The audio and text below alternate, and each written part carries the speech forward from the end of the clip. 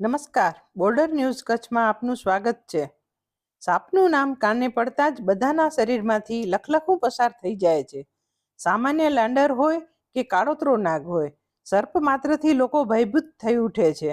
નખત્રાણા અને આજુબાજુના વિસ્તારોમાં કોઈના ઘરમાં કે ફળિયામાં સાપ નીકળે તો તરત જ લોકો આશીષભાઈનો સંપર્ક કરે છે. નખત્રાણાની ગણેશનગર પ્રાથમિક શાળામાં ગણિત વિજ્ઞાનના શિક્ષક તરીકે સેવા આપતા આશીષભાઈ કારાવદરાને બધા સાપવાળા સાહેબ તરીકે જ ઓળખે છે.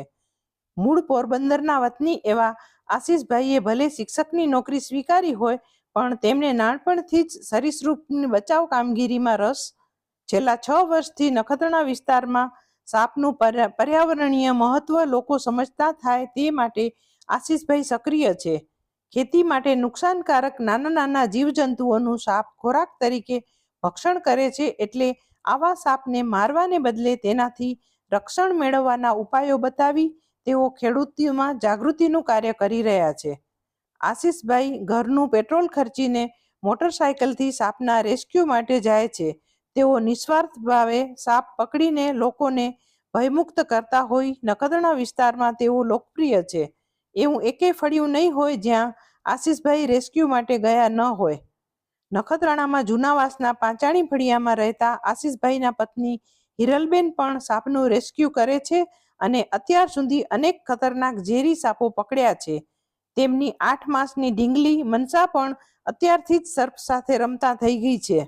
આ બંને સર્પ મિત્રોએ અત્યાર સુધી 3335 સાપના રેસ્ક્યુ કર્યા છે અને સલામત રીતે જંગલમાં છોડ્યા છે. લોકોમાં દરેક પ્રજાતિના સર્પ વિશે જાગૃતતા ફેલાવવી અને તેના વિશેની અંધશ્રદ્ધાને સામાન્ય માણસોમાંથી દૂર કરવાની પ્રવૃત્તિમાં જ રચ્યા પચ્યા રહેતા આશીષ કારાવદરાનો સર્પદિન પર એક જ સંદેશ છે: સાપ આપણો પર્યાવરણીય મિત્ર છે, એને મારો નહીં પણ બચાવવાનો પ્રયત્ન કરો. આશીષભાઈ, તમને આ જે સર્પનો રેસ્ક્યુ કરવાનો ને એ રસ ક્યારથી જાગ્યો, કઈ રીતે?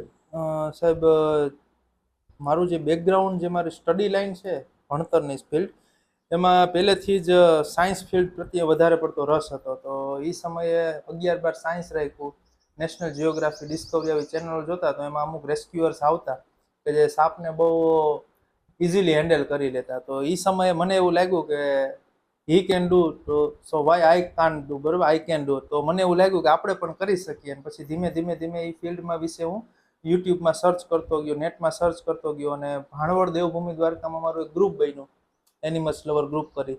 અને પછી એની જોડે હું સાપ પકડવા માંડ્યો. અને અત્યારે આજ છેલ્લા 10 વર્ષ થયા હું આ ફિલ્ડમાં કાર્યરત છું. અચ્છા, આપ અહીંયા નખત્રાણામાં કેટલા વર્ષથી છો? નખત્રાણામાં 26/2/2019 રોજ હું વ્યાર પ્રાથમિક શાળામાં ભરતી થઈ, પ્રાથમિક શિક્ષક તરીકેની.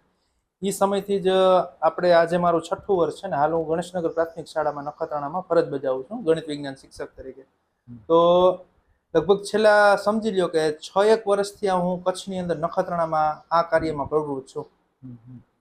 અત્યાર સુધી આપે કેટલા સર્પના રેસ્ક્યુ કર્યા છે? હાલની આપણે જો તારીખનું વિવરણ કરીએ 14/7/2024 તો હાલ મેં 3335 જેટલા સાપના રેસ્ક્યુ કરેલા છે. અચ્છા, સરસ. અને આ જે કચ્છમાં આ જે નખત્રાણા વિસ્તાર છે જ્યાં આપ આટલા બધા સાપનું રેસ્ક્યુ કર્યું છે, તો એ સર્પની જાતિ અને એના વિશે માહિતી આપશો? કચ્છની અંદર નોર્મલી આપણે જો ગુજરાતની વાત કરીએ તો ગુજરાતમાં કુલ 61 પ્રજાતિના સાપ જોવા મળે, જેમાં 4 ઝેરી સાપ જોવા મળે છે અને બાકીના બધા બિનઝેરી સાપ. એમાં સમુદ્રના સાપ પણ આવી ગયા છે 61 સાપમાં. અને આપણે જો કચ્છ વિસ્તારની વાત કરીએ તો અહીંની ભૌગોલિક દ્રષ્ટિએ જોતા કચ્છમાં કુલ 24 પ્રજાતિ છે એ અત્યારે આઈડેન્ટિફાઈડ થઈ છે અને જોવા મળે છે. અને એમાં આપણે નખત્રાણાની, જો નખત્રાણા તાલુકાની સ્પેશિયલ વાત કરીએ અને મારા જો 6 વર્ષના અનુભવની વાત કરું તો મેં હાલ સુધીમાં મારી જોયેલી પ્રજાતિઓ લગભગ 11 કે 12 જેટલી પ્રજાતિઓ નખત્રાણા તાલુકામાં જોવા મળે છે. એમાં સૌથી ખતરનાક સાપ કયો છે?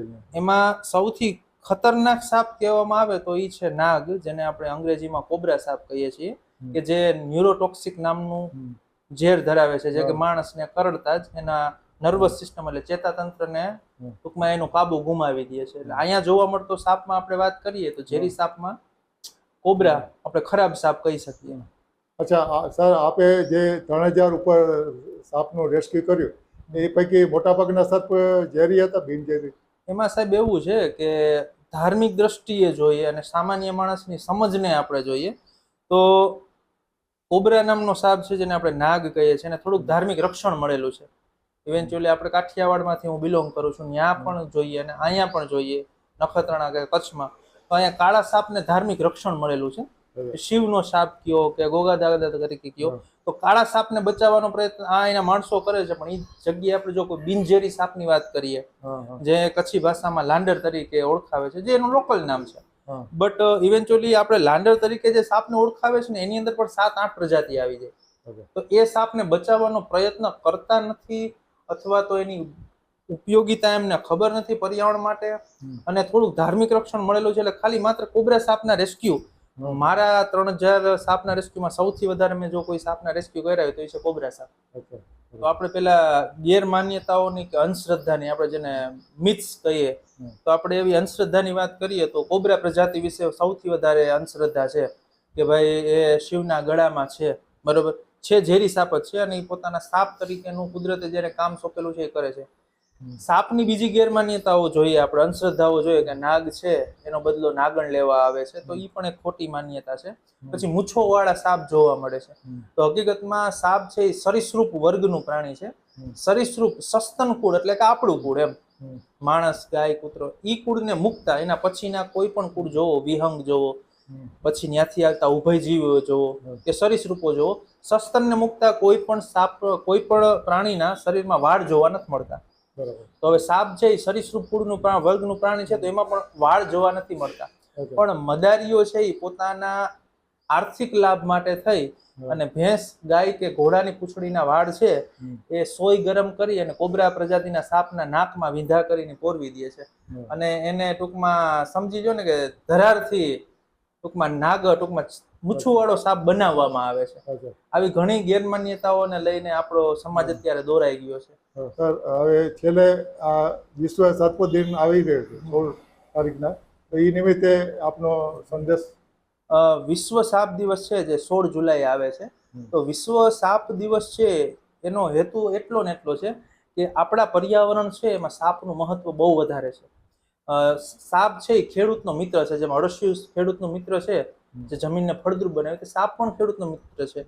સાપ છે એ નેચરલ પેસ્ટિસાઇડનું કામ કરે. સાપ છે એ પાકને કે ખેતીને નુકસાન પહોંચાડતા નાના નાના કીટકો છે એનો શિકાર તરીકે ઉપયોગ કરે છે અને એની વૃદ્ધિ વધવા દેતા નથી. પણ અત્યારના જે માણસો છે એ વધારે પડતા કેમિકલ પેસ્ટિસાઇડ્સના અને દવાના ઉપયોગથી આ સાપનું પ્રમાણ ધીમે ધીમે ઘટવા માંડ્યું છે. પ્લસમાં થોડું ઘણું આપણે જમીન અધિગ્રહણ કર્યું છે, એની જમીનમાં આપણે જવા માંડ્યા છે, એના જંગલો છે, એની ખેતની જગ્યા છે, એમાં આપણે જવા માંડ્યા. એટલે આ સાપ છે હવે આપણા ઘરમાં ઘૂસવા માંડ્યા છે. એને કારણે જ અમારા જેવા વોલેન્ટિયરની અત્યારે સમાજમાં વધારે પડતી માંગ ઊભી થઈ છે.